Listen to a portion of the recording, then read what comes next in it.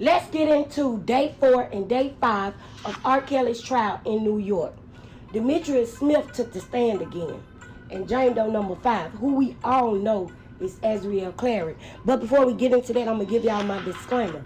This is commentary to me and commentary only. Nothing more or nothing less. Some of these people that's advocating for R. Kelly, they just need to stop. Let me tell y'all something. Clearly, y'all don't know how this go, and y'all ain't never been on no federal trial. Okay? R. Kelly is being charged with racketeering. Okay? He's the leader. He's the boss of a criminal enterprise. When you have people that are advocating for R. Kelly, calling into court TV shows, saying there was an enterprise and employees brought him underage girls with fake IDs, your dumb ass is helping the prosecution prove their case. Clearly, y'all don't know this shit, okay? You helping them prove their case. He's the boss. They don't give a fuck about how well he can read. He should have known better. At the end of the day, even when it comes to Demetrius Smith, he didn't tell you to go take Aaliyah to get a fake ID, but he still stood there at the altar with Aaliyah. See, y'all don't see how this shit go because y'all too dumb to sit back and really observe. And maybe, y'all just don't know. Maybe you just don't know. I'll take it as that. See, at the end of the day, the facts of the matter are, regardless of all the exaggerated bullshit, R. Kelly fucked them little girls. Even though the shit that R. Kelly had going on with Aaliyah was toxic, and what I mean by toxic is she was underage. If her parents would have allowed it, or he would have waited until she became of age, there wouldn't have been no drill. Or 3 kids by drill. There wouldn't have been no Azriel Clary or Jocelyn Savage. Because go back and look at all the interviews with him and Aaliyah. And the interviews that he did where Aaliyah's name was mentioned. R. Kelly was really in love with that girl. He was in love with Aaliyah. Y'all, I cannot make this up. Go to any of R. Kelly interviews where Aaliyah's name was mentioned. He expresses to this day how much he loves her and how much respect he has for her. The last 2 people he said it to was Gayle King and Wendy Williams. R. Kelly don't have respect for these other girls. No, he literally treated them like whores. R. Kelly was in love with Aaliyah. Azriel Clary knew that. Everything in me tells me that Azriel Clary wanted to be R. Kelly's Aaliyah. But once she realized she would never be that, she got mad and turned on him. And before I let y'all go, let me say this. If your ass on the internet and you're not smarter than a 5th grader, get off the internet. If your ass on the internet trying to read indictments and can't comprehend the indictments, stop it. If your ass on the internet and you're reading on the 4th grade level, trying to read articles and compare R. Kelly's case to other people, get your ass off the internet, because R. Kelly should not be your priority. And last but not least, If your ass is on the internet, YouTube especially, jumping in content creators' comment section, and you can't form a complete sentence well, you can't articulate yourself well, get your ass off the internet and go read a book. Or you can create your own channel and say whatever you like. Because what you will not do is come over on my channel and tell me what to say and how to think. R. Kelly accuser broke down in tears on Monday as she testified in the federal racketeering trial of the disgraced R&B star. The second accuser to testify was said to be 17 years old at the time when the singer pressured her to have intercourse. Zell, who testified under a fictitious name, was a 17-year-old aspiring singer. She was eager to meet Robert Kelly and hoped that the R&B star could help jumpstart her professional career into the music industry. She received his phone number at a music festival and was told she could audition for him. But after she arrived at his hotel, Mr. Kelly was interested in having intercourse. Zell said that Mr. Kelly told her that he needed to relieve himself sexually before he could listen to her sing. She was against it and told him she did not come to please him. However, he continued to persist. He told her she didn't have to do anything, all she had to do was remove her clothes. She also testified that he told her if she agreed, he would allow her to audition and would take care of her for life. She said she didn't necessarily care for the act, all she wanted to do was sing, so she agreed, and he proceeded to have his way with her. Zell, who is now 23 years old, and the second accuser to take the stand, previously defended Kelly publicly, as recently as 2019. She would later make her own accusations of sexual and physical abuse, and testified under a pseudonym because of privacy concerns. She said to be identified as Jane Doe No. 5 in court documents. During the first portion of her testimony, Zell shared she spent 5 years with Mr. Kelly. She took jurors through her time with the singer, sharing they first had sexual intercourse in 2015. She eventually became his girlfriend, and he would then control every detail of her day-to-day. She also testified that she was one of the women he infected with an STD. Once summer arrived, she began to split time between the singer's hometown Chicago and his residences in Atlanta. As the fall approached, she said she told him that she needed to return to school and would then reveal that she was 17 years old. But she said the singer laughed in her face and physically assaulted her with an open hand. He then walked away, but would later return, saying they would get through the situation together. Throughout her time with Mr. Kelly, Zell testified that she was required to abide by a strict set of rules. They were similar to the descriptions that Ms. Pace gave during her testimony when she took the stand days before. Zell read several of the rules to jurors, testifying that she began writing them down around age 17. She was to stay beautiful and innocent, to remind Mr. Kelly of his mother and child. She needed to trust Mr. Kelly's direction without pushback, noting, "Anything Daddy says is to help her." She was also required to offer him positive quotes and affirmations to lift him up. She became emotional as she testified that she told Mr. Kelly about the discomfort she felt during intercourse. She said that it got to the point where she couldn't physically walk. But he laughed it off, claiming her lady parts must be broken. She said Mr. Kelly did not show concern when she discussed her diagnosis and treatment. Instead, he became agitated, stating that she could have gotten it from anyone, but she assured him that she had only slept with him. The first time that Zell interacted with Mr. Kelly was at a music festival in 2015, when he appeared to direct extra attention toward her. At the festival, one of Mr. Kelly's associates approached her with a piece of paper, which had Mr. Kelly's phone number written on it, and warning her not to tell anyone that she had received it. Zell said she later gave it to her mother. Both she and her family believed the professional connection could be an opportunity to start her career as a singer. At the time, she was doing paid gigs, performing in school choirs, and taking performing arts classes. She later met Mr. Kelly outside his hotel, where he said she could audition for him. The singer was waiting in a black van and told her to sit on his lap and give him a kiss.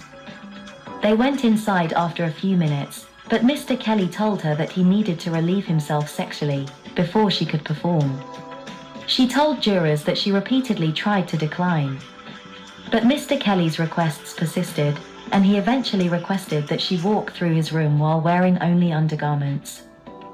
During their interactions, police officers came to the hotel room after her parents, who could not reach her, called for help. She said Kelly told her to turn off her phone. Mr. Kelly then grew anxious and told her to go into the bathroom. When he again inquired about her age, she lied and said she was 18. The police officers checked her driver's license, which showed that she was 17. According to her testimony, they did not appear to be concerned at all.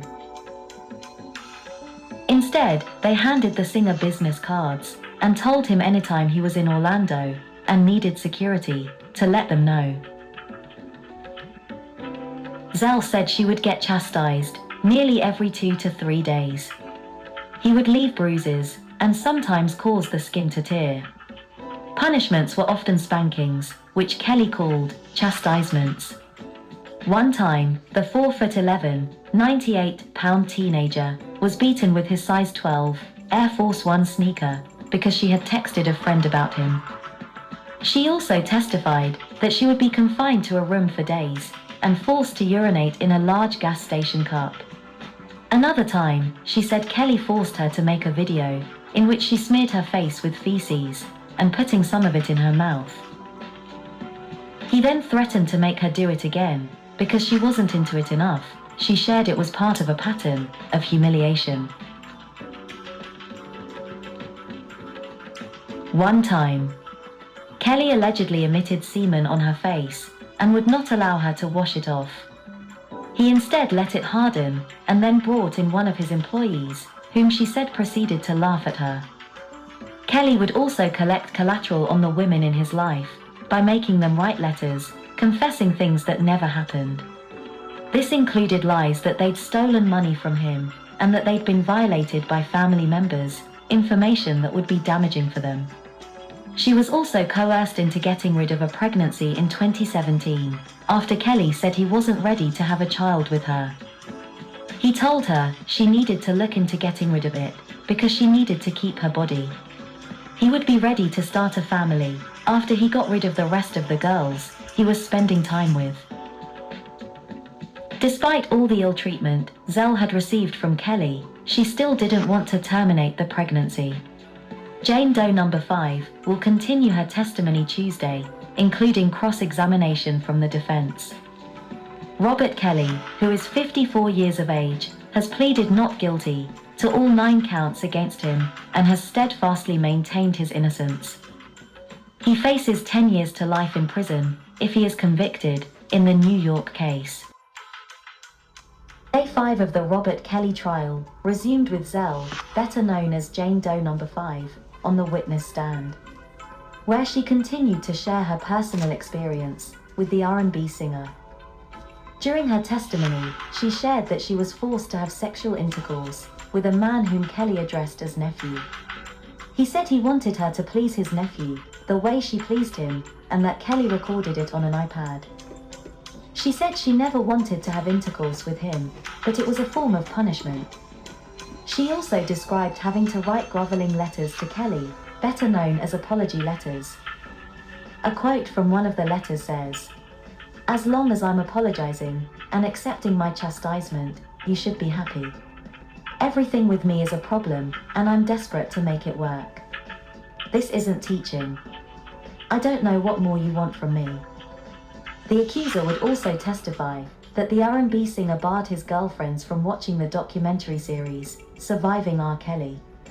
He warned her and another woman living with him about the Lifetime series, making them aware that it was coming out, and the allegations were false. The accuser testified that ahead of the documentary's release, Kelly told the women who lived with him that he had instructed his attorneys to send cease and desist letters to people involved in it. They were told to change the channel, and if the time ever came, to vouch for him publicly, to which they would agree. By March 2019, most of the young women who had lived with Kelly in his various homes had left. The only remaining women were the accuser, Jane Doe number 5, and another who she referred to as Joy. Kelly asked both of them to speak with Gayle King for a CBS News interview that took place at a hotel room in Chicago's Trump Tower, where Kelly also maintained an apartment. She testified that Kelly rehearsed questions and answers with her and Joy. King interviewed both women, with Kelly sitting elsewhere in the hotel room, where they defended his conduct. She testified that Kelly gave a distinctive cough throughout the interview to remind them he was in the room with them. She also stated that the answers she gave King during the interview were not truthful. By October 2019, several months after Kelly's arrest, she had left the singer's home, never to return or speak with him again. In January 2020, she said she finally comprehended the scope of abuse she had experienced and spoke with prosecutors. Against the singer's rules, she said she stayed in touch with several close friends during her time with Mr. Kelly and hid the interactions by deleting text messages. She said she once sent them photos of herself and the singer with the message that they should keep them. She wanted to make sure someone else would approve, just in case anything happened. There were moments when the witness said she couldn't remember when she was asked certain questions. Her answers would also contradict what she previously told prosecutors in her pre-trial interviews. The defense would use these as key moments to poke holes in her story. She said Kelly asked her to only watch him when he went to the gym to play basketball. When asked how she did that, the witness replied she didn't know. She testified she went to buy the singer's shoes, however, she couldn't identify the brand or the color. She claimed any night could be a different kind of shoe, as Kelly had 1,000 pairs. When asked if Kelly touched himself while she sang, she replied she couldn't recall. Attorney Cam Nick, representing Kelly, would then produce her interview with prosecutors, where she did in fact claim the singer touched himself. What she appeared to recall more vividly was there were a number of women that lived with her and Kelly in his homes in Atlanta and Chicago over the years. They would eat together, go to the movies together, and go to the park together, and one time Kelly rented a house in California for Christmas and took videos of the holiday celebrations. She also remembered Kelly giving his female friends $10,000 each as presents. Mr. Kelly's defense team suggested that Zell, who was a junior in high school when she met Mr. Kelly, had willingly skipped school to travel to the R&B artist's tour locations. They also pointed out that the accuser was free to leave whenever she wanted to. He homed in on several discrepancies between her testimony this week and her interviews with federal officials that began in January 2020.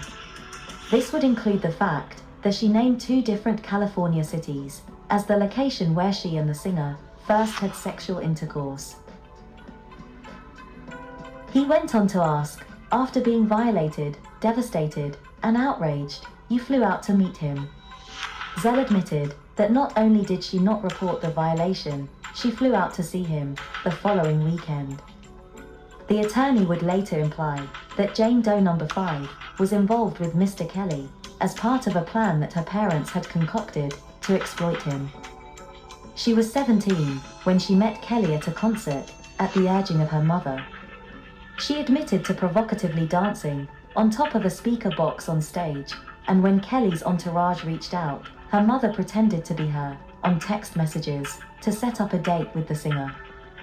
She also admitted her parents had beaten her in the past to force her to practice her dancing and singing, and she said that they were very much aware that she missed school in order to travel with him.